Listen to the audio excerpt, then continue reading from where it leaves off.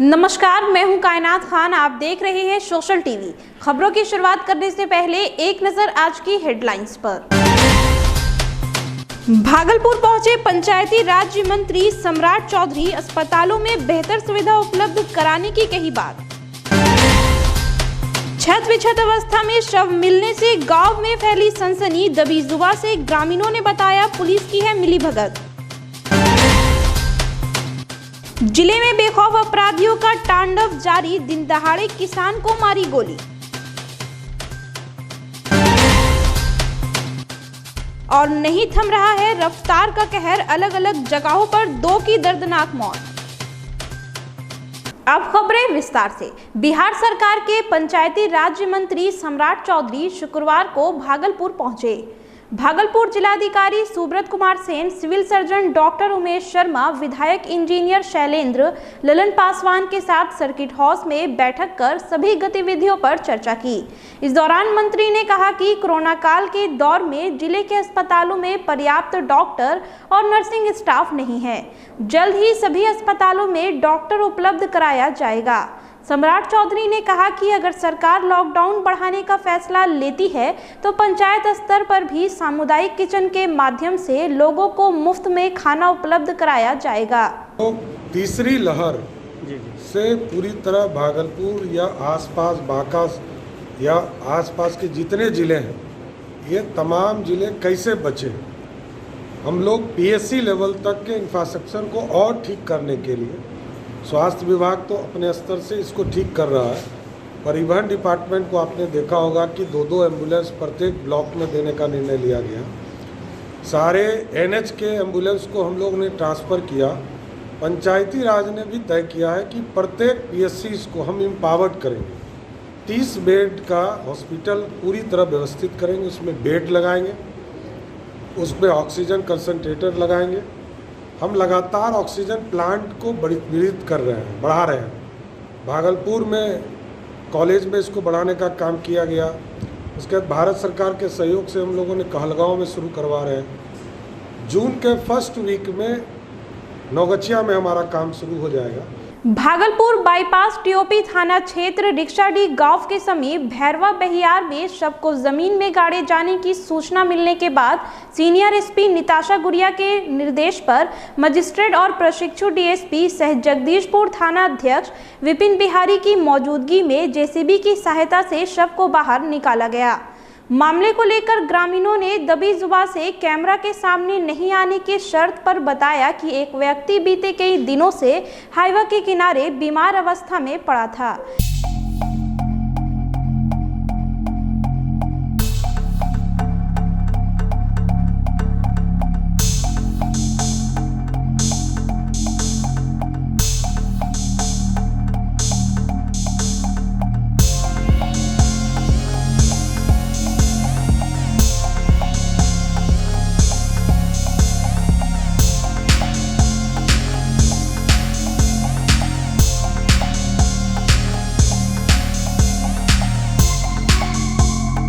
खुदाई के बाद एक अज्ञात बॉडी तो मिली है, जो लगभग काफ़ी पुराना हो चुका है।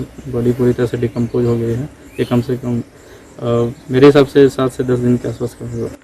सर, थाना प्रभारी पर आरोप है कि वही बॉडी उठा के वहाँ से लाए और दफनाया गया उन्हीं के द्वारा।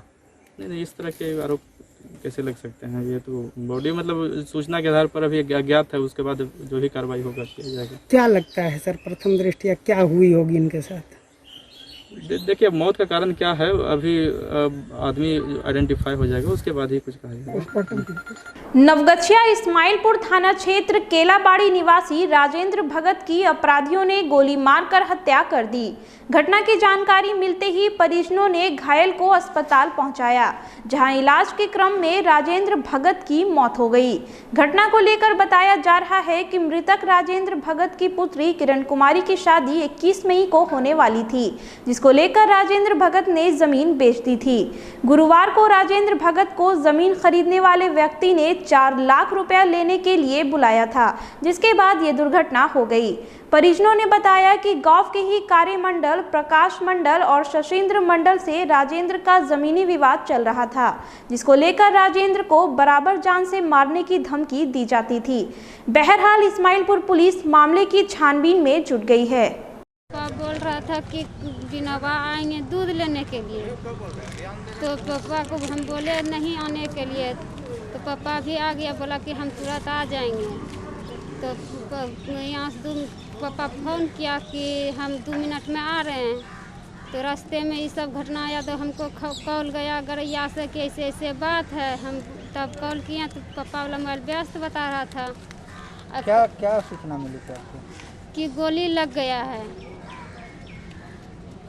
आपको कौन इन्फॉर्मेशन दिया था?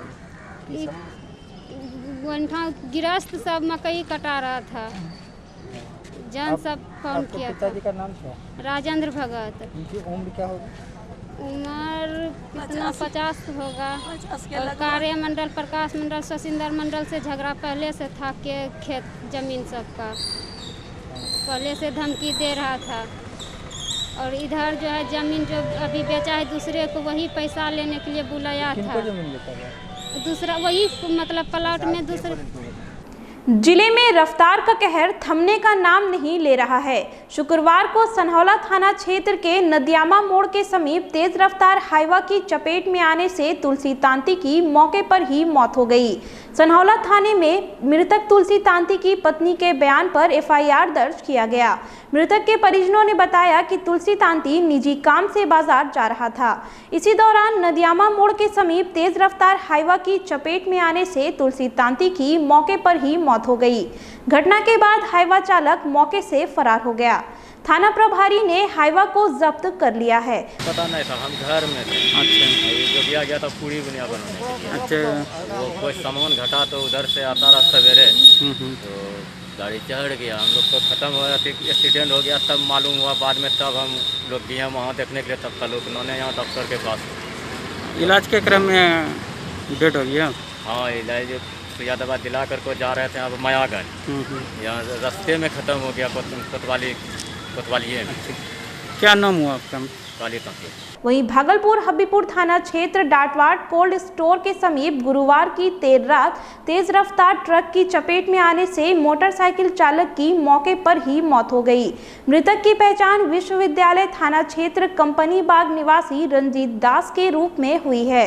घटना की सूचना मिलते ही हबीपुर थाना अध्यक्ष कृपा सागर मौके पर पहुंचकर शव को कब्जे में लेकर पोस्टमार्टम के लिए भेज दिया है। वहीं घटना की सूचना मिलते ही परिजनों का रो रो कर बुरा हाल है।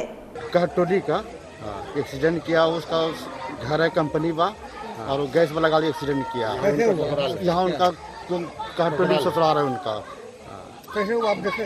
नहीं, गैस गाड़ी जा रहा था ना, उसके पहले वो उसी से एक्सीडेंट हुआ, दूसरा को गाड़ी चलवे नहीं किया।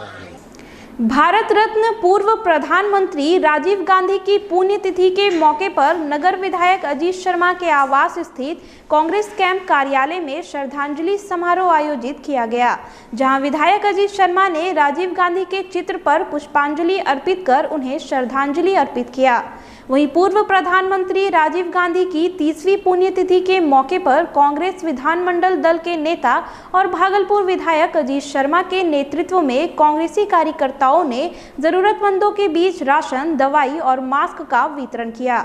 इस दौरान अजीत शर्मा ने कहा कि देश के साथ बिहार और भागलपुर संकट से जूझ रहा है। ऐसे में जरूरतमंदों की मदद करना राजीव गांधी की सबसे बड़ी श्रद्धांजलि होगी। कांग्रेस नेता ने कहा कि राजीव गांधी सेवा और सद्भावना के सिद्धांत को बहुत मानते थे, इसलिए उन्हीं के बताए हुए मार्ग पर हम सभी कांग्रेस के कार्यकर्ता कार्य कर रहे हैं। हम लोगों ने तय किया कि मास्क वितरण, जिसमें कि हम आदरणीय राजीव गांधी जी का फोटो लगाया, और अनाज बांटने का काम, क्योंकि इस कोरोना लहर में जो संक्रमण बढ़ा है, गरीबों को रोजगार नहीं मिल रहा है, तो हम लोगों ने कांग्रेस पार्टी ने ये तय किया, हम लोग घर घर जाके गरीबों को जो ज़रूरतमंद है उनको अनाज राशन देने का काम करें, और साथ ही साथ मास्क जो सुरक्षा के लिए बहुत ज़रूरी है वो हम लोगों ने देने का काम किया। अब देखे होंगे कि वहाँ तिलका मांझी में भी सारे सब्जी वाले सब लोग जो बेच रहे थे मास्क नहीं पहने थे उनको दिया गया। और अभी देखिए गरीब मोहल्ला में हम आए हैं, फिर ऐसे ही और दूसरे मोहल्ला में रुक जाएंगे, एक एक घर में अनाज बांटने का काम करेंगे। क्योंकि और मैं आज स्वर्गीय राजीव गांधी को याद करता हूँ जिन्होंने देश को कंप्यूटराइज युग में लाने का, पंचायती राज व्यवस्था और देश को जो आगे बढ़ाने में काम किया, उसको नमन करते हैं। उनको तहे दिल से धन्यवाद भी देते हैं कि आपने जो सोचा 21वीं सदी बनाने का, आपके चलते ही भारतवर्ष 21वीं शताब्दी में गया है। आपको नमन करते। सुल्तानगंज पहुंचने पर बिहार सरकार के पंचायती राज्य मंत्री सम्राट चौधरी का एनडीए के कार्यकर्ताओं ने बुके देकर स्वागत किया। इस दौरान पंचायती राज्य मंत्री सम्राट चौधरी ने आदर्श मध्य विद्यालय पहुंचकर प्रखंड स्तरीय सामुदायिक किचन का निरीक्षण किया। साथ ही रेफरल अस्पताल पहुंचकर स्थानीय विधायक डॉक्टर ललित नारायण मंडल से मुलाकात करते हुए रेफरल अस्पताल में भर्ती कोविड मरीजों की व्यवस्था की जानकारी लेते हुए कोविड के मरीजों को समुचित व्यवस्था देने का निर्देश दिया। मंत्री ने कोविड मरीजों के लिए अलग से बेड की व्यवस्था और ऑक्सीजन सिलेंडर की व्यवस्था को दुरुस्त करने की बात कही। सम्राट चौधरी ने बताया कि रेफरल अस्पताल में डॉक्टर की कमी को दूर किया जाएगा। पदाधिकारियों को एम्बुलेंस, ऑक्सीजन सिलेंडर सहित मूलभूत सुविधाओं को लेकर दिशा निर्देश दिया गया है। और माननीय विधायक जी की चिंता है कि किसी भी हालत में सुल्तानगंज का पेशेंट भागलपुर नहीं जाए, इसका समुचित इलाज यहाँ हो। हमने 2-3 बिल्डिंग में कहा है कि इसकी पूरी व्यवस्था कीजिए कि 30 बेडेड एक अस्पताल की नई संरचना करें। और सुल्तानगंज में हम 15 फाइनेंस से एक ऑक्सीजन प्लांट लगाएंगे, यहाँ 30 बेड की व्यवस्था करेंगे, 10 ऑक्सीजन सिलेंडर भी देंगे, ऑक्सीजन कंसंट्रेटर भी देंगे, और भी जो चीज़ें स्वास्थ्य से जुड़ी चीज़ें हैं उसको व्यवस्थित करेंगे। शहर में बढ़ते कोरोना संक्रमण पर लगाम लगाने भागलपुर जिला प्रशासन की ओर से शहर के कई जगहों पर वैक्सीनेशन सेंटर बनाया गया है। शुक्रवार को शहर के जिला स्कूल में सुबह 9 बजे से 11 बजे तक 18 से 45 उम्र वाले सैकड़ों लोगों को वैक्सीन लगाया गया। सुबह से ही जिला स्कूल मैदान में वैक्सीन लगवाने वालों की भीड़ लग गई। वैक्सीन सेंटर पर कोरोना गाइडलाइन का पालन करते हुए लोग आपस में सामाजिक दूरी बनाते हुए वैक्सीन के लिए अपनी बारी का इंतजार करते दिखे। वैक्सीन लगवाने के बाद प्रियंका सिंह ने बताया कि कोरोना को मात देने के लिए सभी लोगों को वैक्सीन लेना बहुत ही जरूरी है। वैक्सीन पूरी तरह प्रभावी और सुरक्षित है। भागलपुर लोदीपुर थाना क्षेत्र चदरिया गांव में ससुर की दबंगई सामने आई है, जहां उन्होंने घर में घुसकर दामाद मोहम्मद अदहम और उसके पिता मोहम्मद आलम को बुरी तरह पीट कर घायल कर दिया। आलम ने बताया कि किसी बात को लेकर बेटे और बहू में मामूली विवाद हुआ था, जिसके बाद बहू ने अपने पिता मोहम्मद मजहादुल इस्लाम को इसकी सूचना दी, जिसके बाद मोहम्मद मजहादुल इस्लाम अपने सहयोगी के साथ मिलकर घर में घुसकर सभी सदस्य को बुरी तरह पीटना शुरू कर दिया, जिसमें मोहम्मद आलम बुरी तरह घायल हो गए। स्थानीय लोगों ने लोदीपुर थाना को घटना की सूचना दी, जिसके बाद पुलिस ने घायल मोहम्मद आलम को इलाज के लिए अस्पताल में भर्ती कराया। मुजाहिदुल इस्लाम उनका नाम असल में, तो उसे बोला हमको पूछना चाहिए क्या हुआ नहीं हुआ। जैसे लगता है कि डाकू की तरह अंदर से छलकते लगा और आगे ऐसा मारने लगा जैसे बेरहम इंसान को रहम नहीं आ रहा हो। फिलहाल खबरों में इतना ही। अब मुझे दीजिए इजाजत। नमस्कार।